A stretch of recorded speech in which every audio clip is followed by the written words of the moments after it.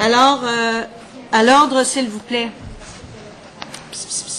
À l'ordre, s'il vous plaît, je déclare la séance de la Commission des Transports et de l'Environnement ouverte. Je demande à toutes les personnes dans la salle de bien vouloir éteindre la sonnerie de leur téléphone cellulaire.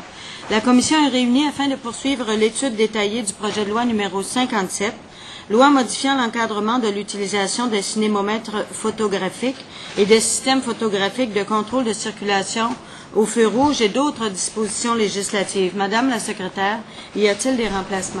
Oui, Madame la Présidente. M. Girard Gouin sera remplacé par M. Saint-Arnaud-Chambly. Merci.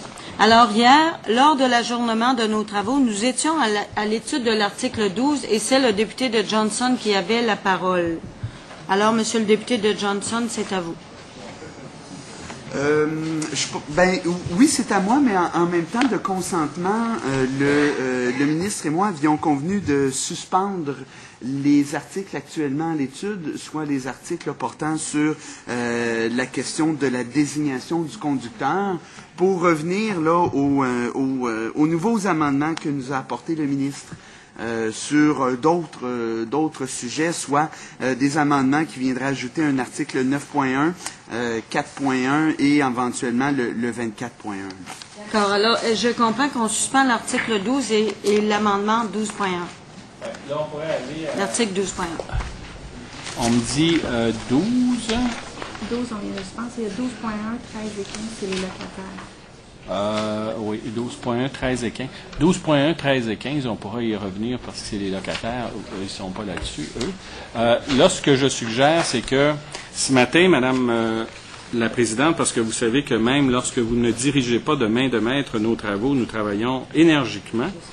Alors, j'ai eu le plaisir de rencontrer mon collègue, le député Johnson, et je lui ai suggéré, au profit de la soirée, les légistes ont travaillé très fort pour régler toute la question du véhicule de service, notamment du ministère des Transports avec la flèche dont on a longuement parlé hier.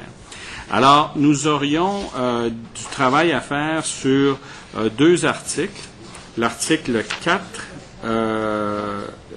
en fait, on ajouterait un article qui serait 4.1 et on a un amendement à vous déposer. Et je suggère qu'on commence par celui-là, puis après, on va aller à 9.1 qu'on modifierait de nouveau. Et j'ai compris que ça rencontrait les objectifs de mon collègue, le député de Johnson. Alors, j'ai des copies ici, Madame la Présidente. J'en ai déjà remis une copie à mon collègue député de Johnson. Je pense que le député de l'Assomption n'en a pas, il est juste là. C'est la même.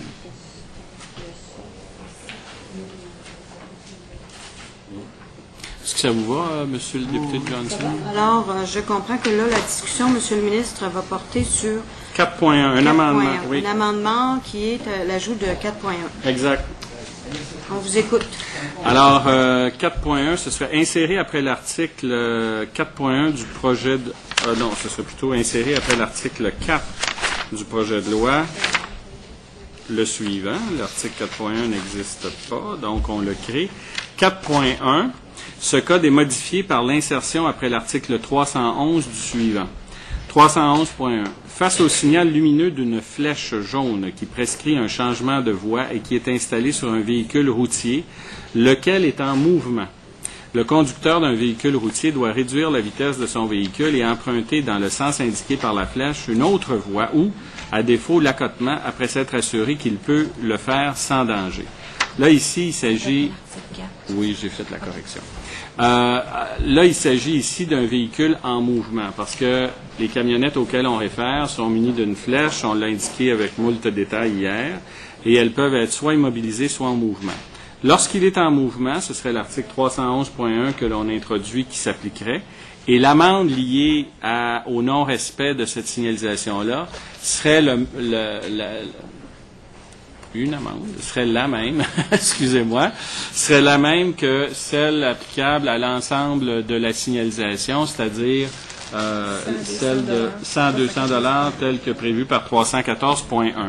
Cela dit, nous allons aussi proposer un amendement à l'article 9.1 et avec votre permission, je suggère qu'on le traite en même temps parce que c'est deux éléments qui sont reliés. J'ai ici des copies pour mes collègues. Et le plan qu'on distribue, le 9.1, ce que je veux vous dire, c'est que c'est important que vous mettiez inséré après l'article 4. Oui. C'est pas après 4.1. Dans le texte qu'on vient de lire, Oui. c'est inséré après l'article. On crée un 4.1 qui s'insère après le 4. Exact. Et 9.1, alors à l'article 9.1, on viendrait retirer le 9.1 que nous avons voté hier. Oui.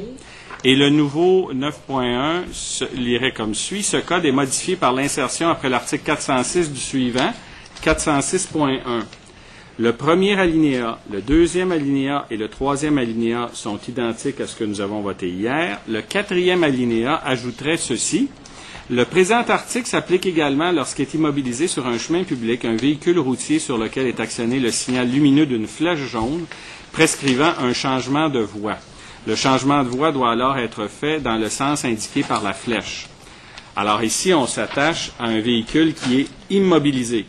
C'est dire, et dans ce cas-là, en insérant le cas de figure à 406.1, les amendes applicables aux véhicules de service avec une flèche actionnée qui est immobilisée seraient les mêmes que celles applicables aux véhicules d'urgence à la dépanneuse dont les feux clignotants ou pivotants sont actionnés. Donc, un régime pour les véhicules immobilisés incluant dépanneuses, véhicules d'urgence et camionnettes de service pour les surveillants routiers et une amende qui serait le système général pour la camionnette qui, elle, serait en mouvement avec une flèche actionnée.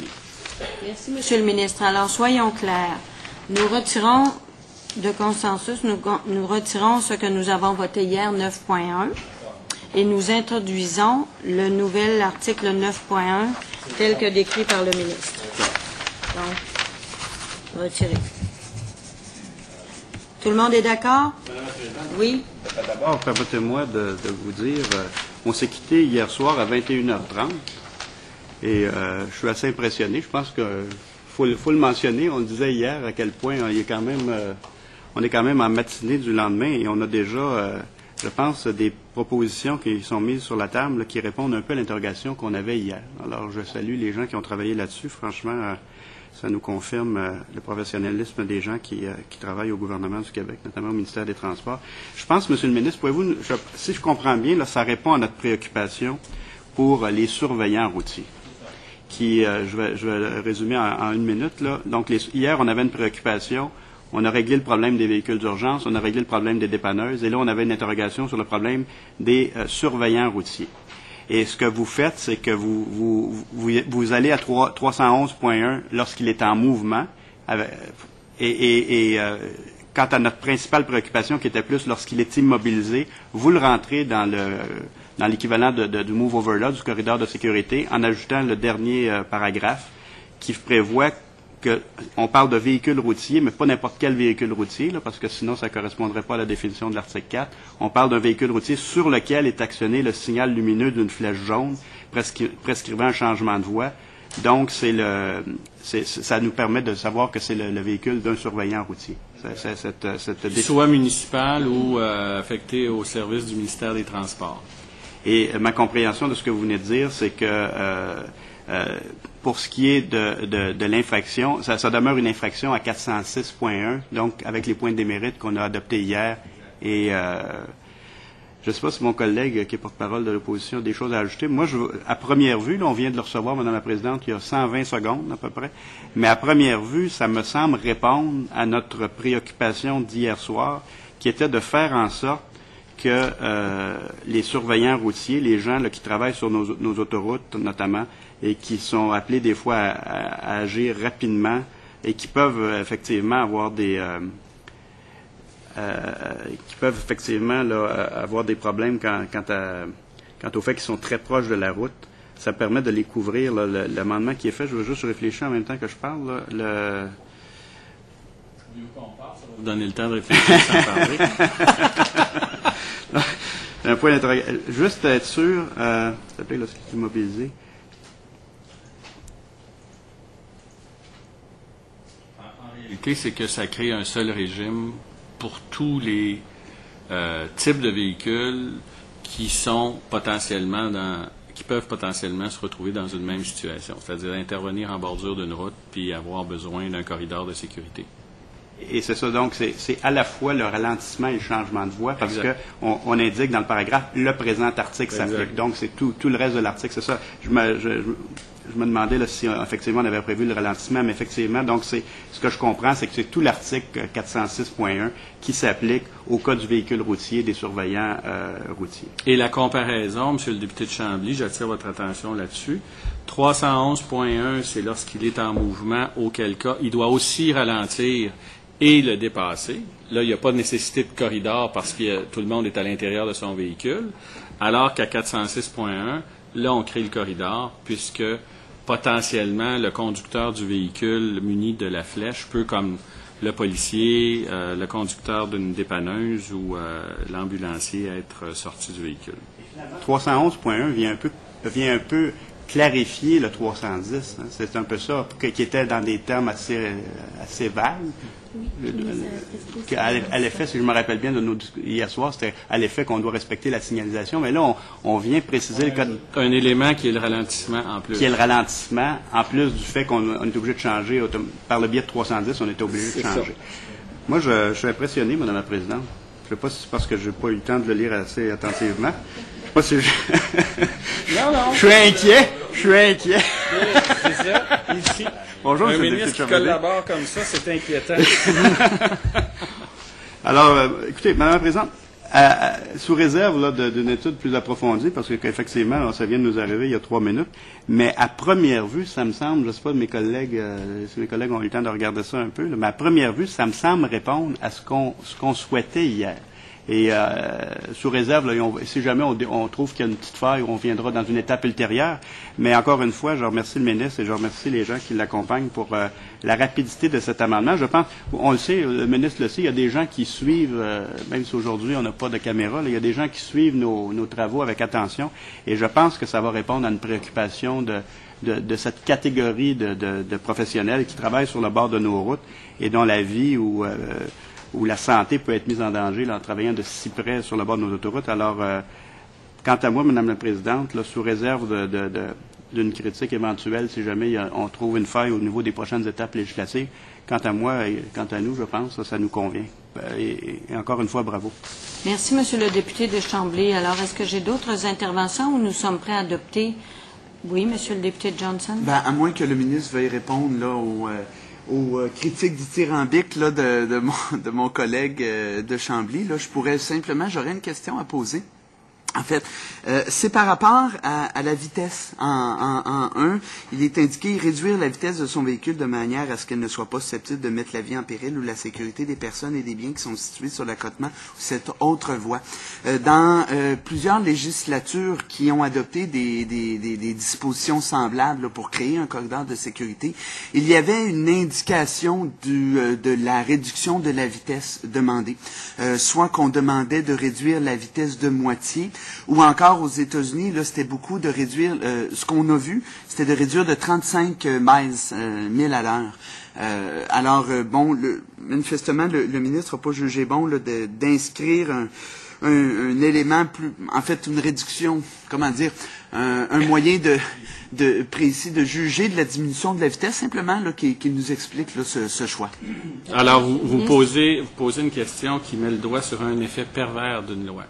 Si, pour commettre l'infraction, je dois calculer la mesure exacte de réduction de vitesse, j'oblige le policier à se munir d'un radar puis de dire il a réduit ou il n'a pas réduit jusqu'à la mesure précise indiquée par la loi. Ici, en ne précisant pas une vitesse de réduction, je rends beaucoup plus facile la perception par le policier de l'infraction que si je l'oblige à la mesurer par un radar. En d'autres termes, au lieu de dire « si-tu tassé de 12 pouces, il faut qu'il se tasse », alors il ne s'est pas tassé, je n'ai pas besoin de mesurer s'il y a 12 pouces ou pas. Il n'a pas réduit de 20 km, là il doit ralentir. Alors l'important, c'est véritablement de développer un réflexe et de conscientiser. Et le ralentissement ici est moins important que l'idée de changer de voie, mais donne un élément de contrôle additionnel au policier qui rend la constatation de l'infraction plus facile. L'autre façon de procéder, qui, dans le texte de loi, peut paraître plus précis, devient un effet pervers dans son application. parce qu'il obligerait le policier qui est, par exemple, en train de constater ou de venir en aide à quelqu'un, de courir à son appareil pour mesurer le niveau de ralentissement. Alors, ce que je veux, c'est précisément maintenir cette grande discrétion qu'aurait le policier de dire « vous n'avez pas ralenti ». Merci, Monsieur le ministre. Monsieur le député de Johnson. Ou encore ralenti, vous n'avez pas ralenti suffisamment, parce qu'un policier pourrait juger que bien qu'un conducteur ait ralenti de façon effective et véritable, que ce ralentissement garde malgré tout est toujours, en fait, n'est pas suffisant et donc susceptible de mettre en péril la vie ou la sécurité des personnes. Là. À partir du moment où l'infraction, c'est ralentir et changer de voie. Alors, s'il a ralenti mais qu'il ne change pas de voie, il est en infraction. S'il change de voie mais qu'il ne ralentit pas, il est en infraction. Les deux éléments sont constitutifs de l'infraction. Et donc, c'est la raison pour laquelle cette rédaction-là est favorable à ceux pour qui la mesure est mise en place. Davantage que si on avait obligé la lecture, par exemple, d'un radar, parce que pour faire une preuve d'excès de vitesse par radar, la preuve doit démontrer qu'il y a eu 2 lectures du radar et que l'appareil est calibré. Donc là, je viens véritablement de rendre à peu près stérile la capacité qu'aurait stérile la mesure, parce que dans les faits, le policier ne serait pas en position pour témoigner des faits qui constituent l'infraction. Merci, Monsieur le ministre. Monsieur le député de l'Assomption. Je vais laisser terminer. M. Johnson, mais j'aurais une question. Parfait.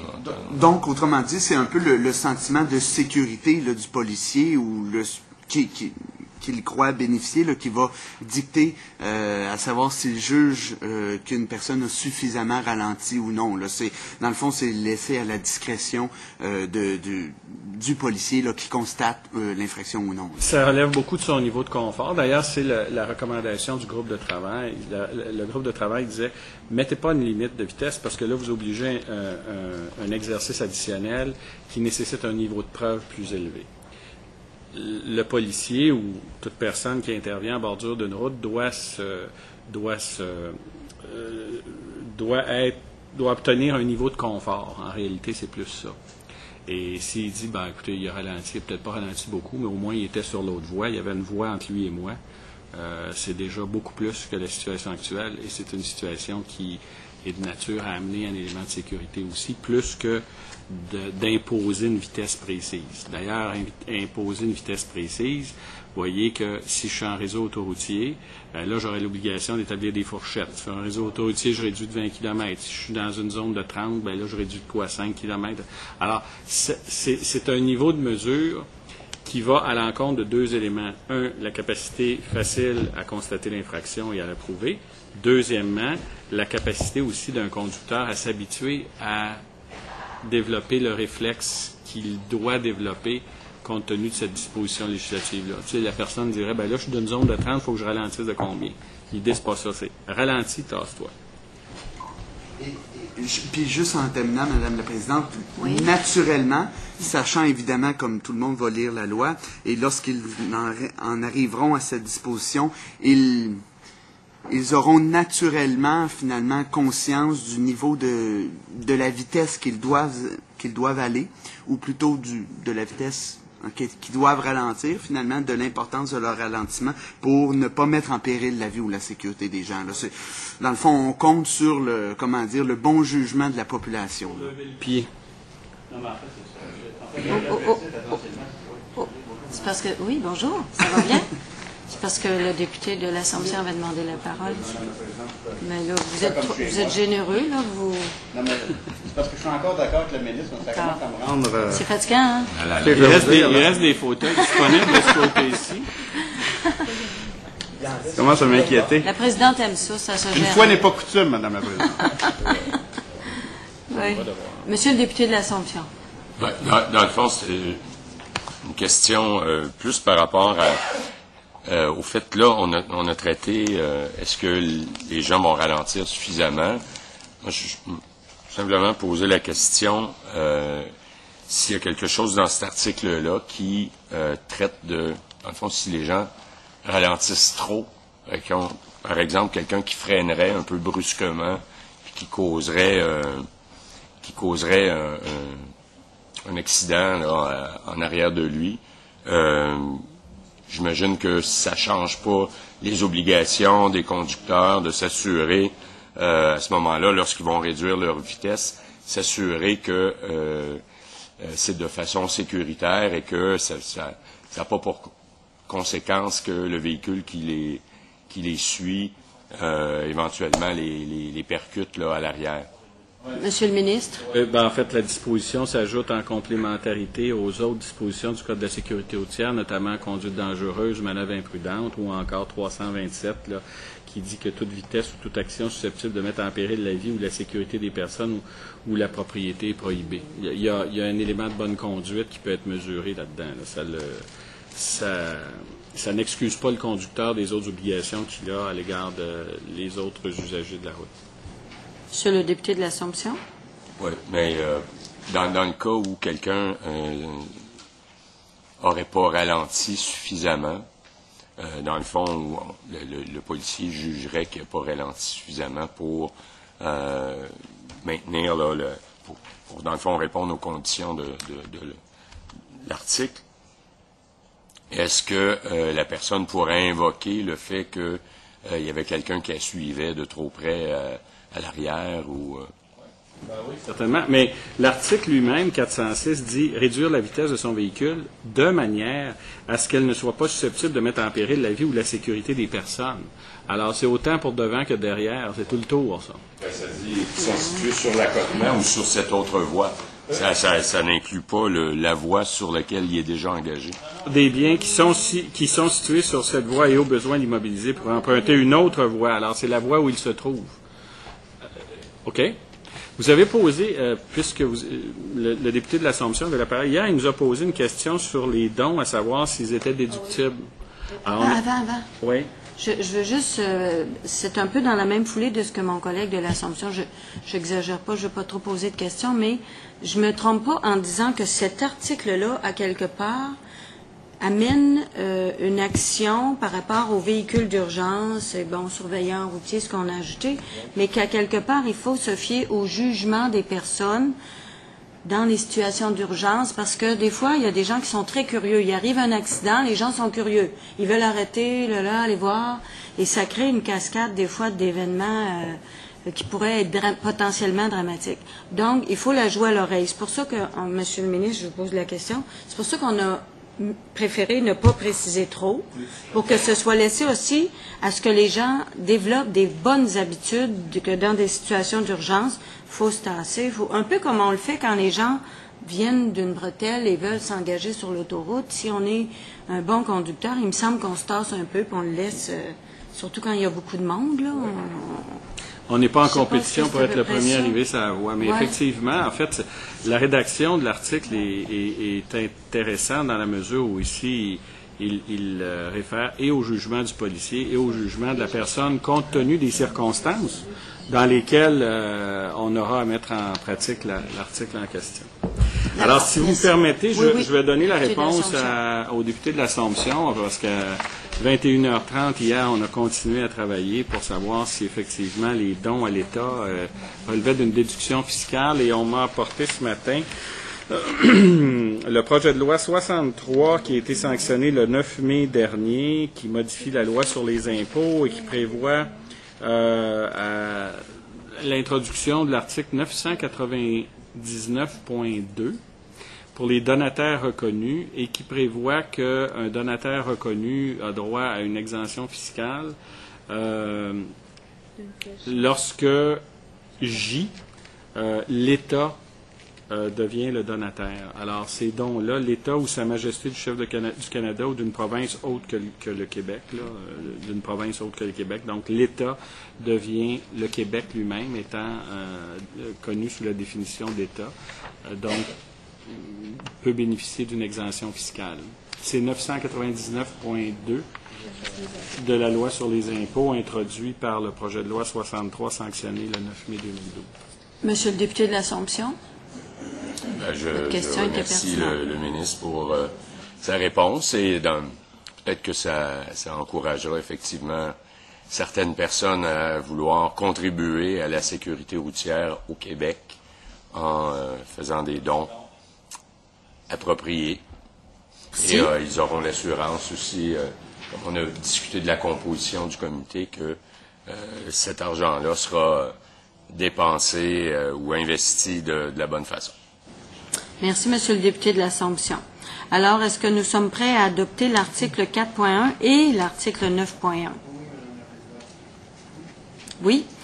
Oui. Ça veut dire que l'article 9.1 est adopté et l'article 4.1 est adopté. Alors, nous passons, Monsieur le ministre, à quel article? Pour être logique, à 22.1, que nous allons devoir modifier également, parce que 22.1, c'était les points d'inaptitude. Pardon. Et l'inscription au règlement. Alors, comme on a prévu le véhicule avec la flèche. Amendement? Oui. Oui. Oui, on va vous le. C'est parce qu'on, au fur et à mesure qu'on travaille, on est en train de le transférer à la secrétaire. Oui. Monsieur le ministre, pardonnez-moi, je vous interromps, mais il faut clarifier que l'article 22 avait été adopté. Oui. Votre amendement, c'est d'ajouter? Oui, l'amendement, c'est parce qu'on veut modifier le règlement. Bougez pas, là, c'était 22.1. C'est 22.1, Madame la Présidente. On ajoute un 22.1. Non, on l'avait le 22.1. Alors, on disait, le 22.1, c'était le règlement sur les points d'inaptitude. Oui.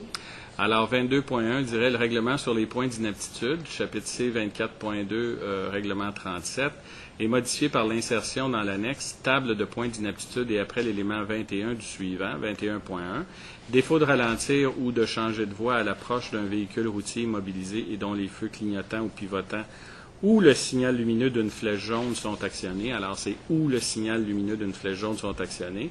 Donc, l'article générateur de l'infraction est 406, point 1.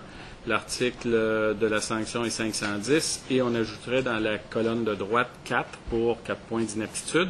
Donc, on rendrait la flèche jaune soumis exactement au même régime que les autres véhicules qui étaient déjà prévus dans 9.1 avant son amendement.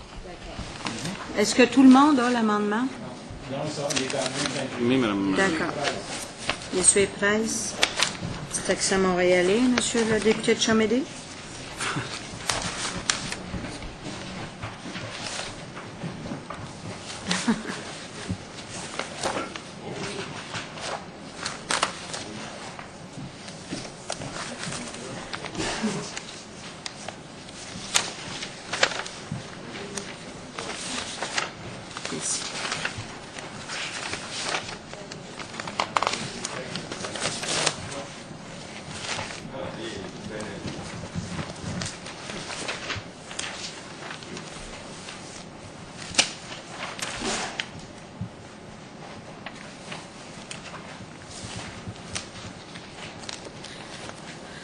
Alors, Monsieur le député Johnson, est-ce que vous avez l'amendement? J'ai l'amendement. Alors, Monsieur le ministre, vous pouvez peut-être... est-ce que vous nous l'aviez lu? Oui. Oui, je vous l'ai lu sur l'ordinateur. Alors, j'ouvre la discussion. Est-ce que j'ai des interventions? Oui, Monsieur le député de... Dites-moi le pas, Chambly.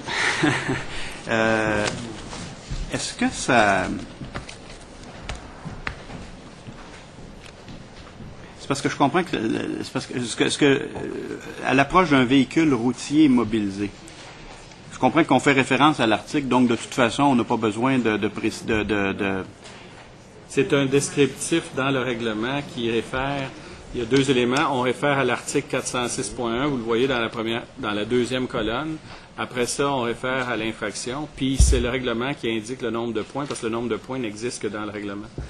Que quand je lis seulement le 21.1, évidemment, là, il n'y a pas une infraction pour ralentir. Quand on ralentit ou on change de voie à l'approche de n'importe quel véhicule routier mobilisé. Là. Ça indique. Mais quand tu lis ça, tu peux avoir l'impression qu'il y a une infraction si tu... C'est un sommaire de la... C'est un sommaire et on voit le 406.1 à côté là, qui nous réfère et là, on va... C'est un sommaire parce que tu peux pas répéter l'infraction. Sinon, je réécrirai le code avec 3 colonnes. Non, c'est ça. Sinon, Alors, ça va. Alors, ça va, Madame la Présidente. Oui, mais merci.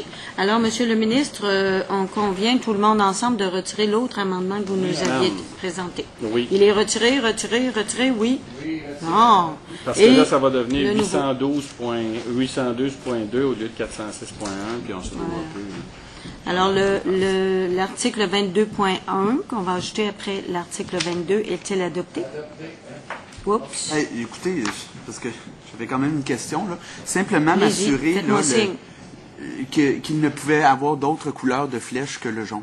Non, il n'y a pas d'autre couleur de flèche que le jaune, puis vous faites bien de poser la question, parce que je vais vous dire, j'ai moi-même posé la question. Hier, on s'est interrogé à savoir est-ce que les véhicules de service des surveillants routiers sont tous munis d'une flèche jaune, et on me confirme ce matin, en très haut lieu, que la réponse est oui. Voilà. Moi-même, je n'ai pas fait la vérification dans la nuit, mais M. Meloche, le sous-ministre, est allé dans les stationnements et il a fait un inventaire exhaustif. Non, ça va. Ça va, alors l'article 22.1 est-il adopté? Permettez-vous Oui. juste une dernière question. Je comprends, Madame la Présidente, que l'hypothèse qui avait été mise sur la table hier de mettre ralentissez, Parce qu'on me dit qu'à distance, la flèche est très, très visible, mais que un signal, par exemple, de vitesse... Quand je disais que je n'étais pas un expert, je n'ai pas compté de menterie, que le signal indiquant... le mot ralentissez serait plus difficile à percevoir, le signal indiquant la réduction de vitesse ou un pictogramme serait difficile à voir. C'est véritablement la flèche qui fait foi de tout. Les visiteurs. Oui, Monsieur le député de l'Assomption. Je vais juste signifier que la couleur jaune, c'est celle dont l'œil humain, que l'œil humain est le plus sensible. Donc, c'est la longueur d'onde à laquelle on est le plus sensible. Alors, c'est la couleur vraiment qu'on peut voir le plus facilement. Merci, Monsieur l'Assomption, Monsieur le député de l'Assomption. Monsieur le député de l'Assomption, de nous éclairer ainsi. Alors, je conçois que l'article 22.1 est adopté.